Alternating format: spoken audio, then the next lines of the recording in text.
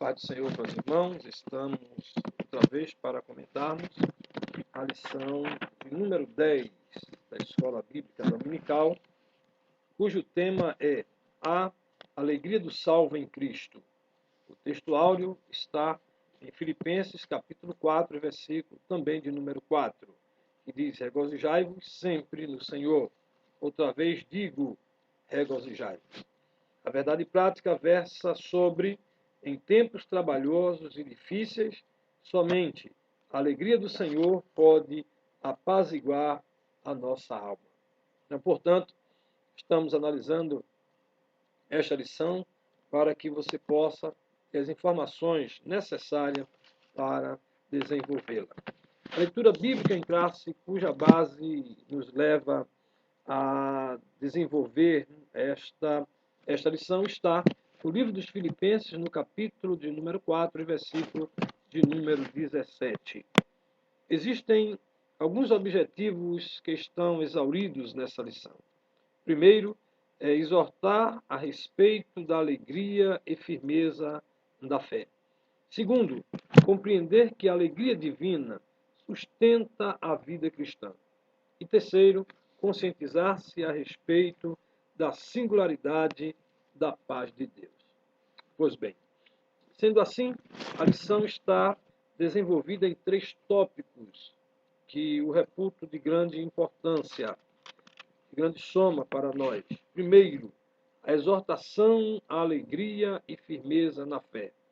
Contexto que vai do versículo 1 do capítulo 4 até o versículo de número 3. Segundo, falar sobre a alegria divina sustenta a vida cristã. Este já está do versículo 4 até o versículo 5. Então, dois versículos, 2 porções bíblicas foram dadas para enfatizar a alegria divina que sustenta a vida cristã. E o terceiro e último tópico, ele versa sobre a singularidade da paz de Deus. E aí, o autor, o escritor, desenvolve mais dois versículos para que tenham base nesta análise da singularidade da paz de Deus. Pois bem, posto isso, vamos estar começando esse comentário a partir do primeiro tópico, que versa sobre a exortação, a alegria e firmeza da fé. São 3 versículos aqui, do versículo 1 ao versículo de número 3.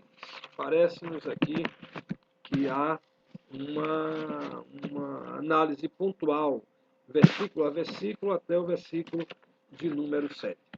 Mas a lição número 10, ela nos leva a pensar sobre a alegria dos salvos em Cristo. O apóstolo Paulo inicia o capítulo de número 4 da sua carta. Ele começa a trazer uma revelação, a fazer uma revelação. Ele expõe que aquele grupo de salvos eram a sua alegria, eram a sua coroa. Observe que existem aí 2 termos que a gente precisa ter um olhar mais intensivo para ele, que é o termo alegria e é o termo coroa. Então, esses 2 termos,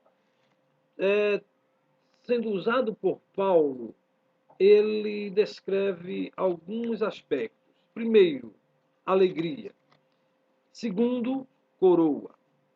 Por alegria, entende-se que é uma forte impressão de prazer causada pela posse de um bem real ou imaginário.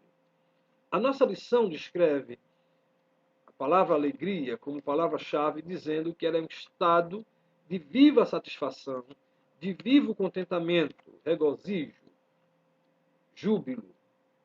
Assim, quando nós começamos a analisar o que isso representava para Paulo, nós entendemos que os salvos representava para Paulo, os salvos de Filipos, representava para Paulo, é um estado de viva satisfação. Paulo olhava para eles e logo sentia nele um estado de satisfação tão intensa, de vivo contentamento tão intenso, que ele não podia dizer outra coisa. Vocês são para mim esse gáudio. Vocês são para mim essa alacridade. Eu sinto isso de vocês para mim. Então, Paulo faz essa descrição tão rica, tão maravilhosa, tão bonita, né? E não apenas isso, Paulo entendia que os salvos de Filipos eram também a sua coroa.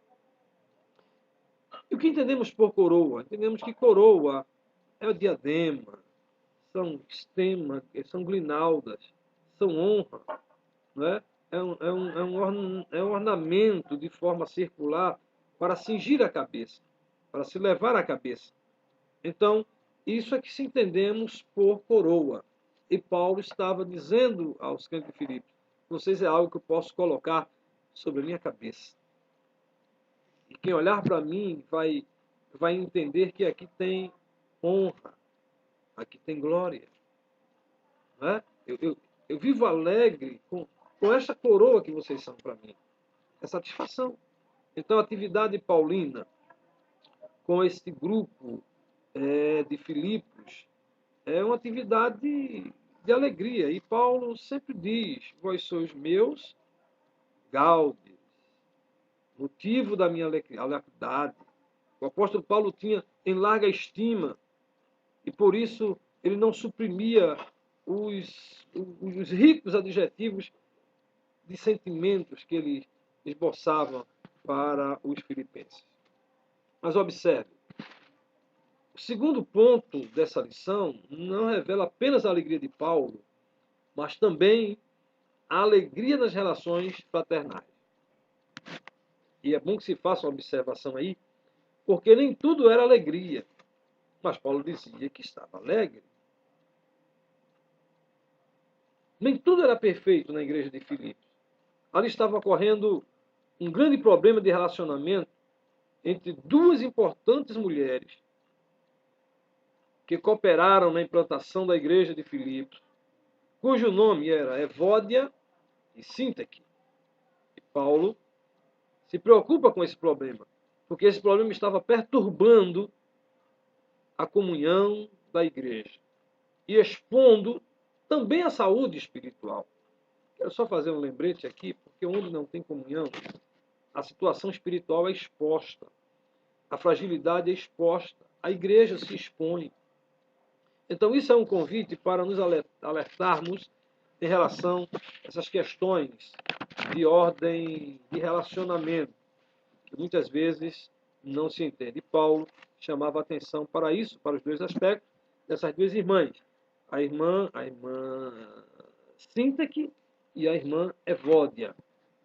Porque Paulo as exorta, né, e procura resolver como um verdadeiro pastor. O apóstolo Paulo tratou as duas mulheres com o devido cuidado e respeito, pois as tinha em grande estima pelo fato de ambas terem contribuído muito para o seu apostolado. Terceiro ponto que é vivenciado aqui é que a alegria de ter os nomes escritos no livro da vida deve ser também algo de muito cuidado e de muita habilidade para quando se orientar em relação a isso. Paulo, no versículo de número 3, ele exatamente fala sobre isso. E peço também a ti, meu verdadeiro companheiro, que ajude essas mulheres, Paulo está preocupado com elas, que trabalham comigo, ou que trabalharam comigo no Evangelho, e com Clemente, e com outros cooperadores. E aí, ele diz, cujo nome estão escritos no livro da vida. Essa é a orientação de Paulo. O tópico de número 2 fala sobre a alegria divina sustenta a vida cristã. E a primeira ênfase do escritor é falar sobre de uma alegria permanente no Senhor. Quando olhamos para a versão Almeida Revista Corrigida, ela não emprega o termo alegria, mas emprega o termo regozijar-se, no lugar do termo alegria. Isso é o versículo de número 4. E o que é regozijar-se? É alegrar-se plenamente. É a declaração paulina, ou seja, a declaração paulina afirma que a fonte de alegria cristã é o Senhor Jesus, que proveu a nossa reconciliação com Deus. E Romanos 5, versículo 1 e 11, os irmãos leiam que vai mostra isso, que através dele somos estimulados a permanecer firme na fé, que é a alegria. O segundo ponto deste tópico fala sobre uma alegria cuja fonte é Cristo. Observe comigo que a alegria cristã tem como fonte a pessoa bendita do Senhor Jesus. É por isso que, mesmo em meio às adversidades sofridas em Filipos, Paulo teve grandes experiências de alegria espirituais. É prova que a gente não apenas temos a nossa alegria material, a alegria visível, mas a alegria espiritual, que é uma fonte rica para nós devemos sempre tê-la. E essa fonte de alegria é Cristo Jesus, que nos faz estar em regiões celestiais. Pois bem, o tempo está passando, mas vamos observar aqui o subtópico 3, que fala sobre uma alegria que produz moderação. O texto bíblico recomenda que nossa equidade deve ser notória a todos os homens, pois perto está o Senhor. Na versão revista atualizada, o termo equidade é traduzido como moderação. Então observe que ambas as palavras são sinônimas, porque dizem respeito à amabilidade, à benignidade, à brandura, levando em conta o contexto do Filipenses, os termos referente à pessoa que nunca usa de retaliação quando é provada ou ameaçada por causa da fé. Então mantém o equilíbrio, mantém a equidade, mantém a moderação, mesmo sendo afrontada, mesmo tendo problemas, mesmo tendo conflitos, ela mantém a moderação. O terceiro tópico fala sobre a singularidade da paz de Deus, que eu quero observar com você o primeiro ponto desse tópico. Alegria desfaz a ansiedade e produz a paz. Observe que além de gerar equidade, além de gerar moderação, a alegria do Senhor desfaz a ansiedade, pois esta contraria a confiança que afirmamos ter em Deus. Nada pode tirar nossa paz, perturbando-nos a mente e o coração. A nossa petição deve ser feita humildemente, com ação de graça, em reconhecimento à misericórdia do Senhor. Isto é o versículo de número 6. Ao mesmo tempo em que confiamos na providência do Pai Celestial, nós estamos alegres com Ele, porque sabemos que Ele vai nos mandar as respostas que precisamos. O segundo ponto fala sobre uma paz que excede a todo entendimento. Quando a gente observa o versículo de número 7, Paulo conclui dizendo: e a paz de Deus, que excede a todo entendimento, guardará os vossos corações e os vossos sentimentos em Cristo Jesus. Quando o apóstolo Paulo fala acerca da paz de Deus que excede a todo entendimento, ficando claro que a alegria e a paz são recíprocas em si, não há alegria sem paz interior. Esta é decorrente ou a decorrência daquela. Essa paz vem do próprio Jesus, quando diz: deixo-vos a paz, a minha paz vos dou. Não vos la dou como o mundo a dá. Depois, irmãos, conferem aí João 14, 27. Em síntese, a paz de Deus transcende qualquer compreensão humana, pois não há como discutir filosoficamente essa paz. Não há como discutir psicologicamente essa paz. Há casos em que somente a paz de Deus acalma os corações perturbados. E a paz divina, que excede, ultrapassa ou transcende a todo entendimento, pois não depende das circunstâncias.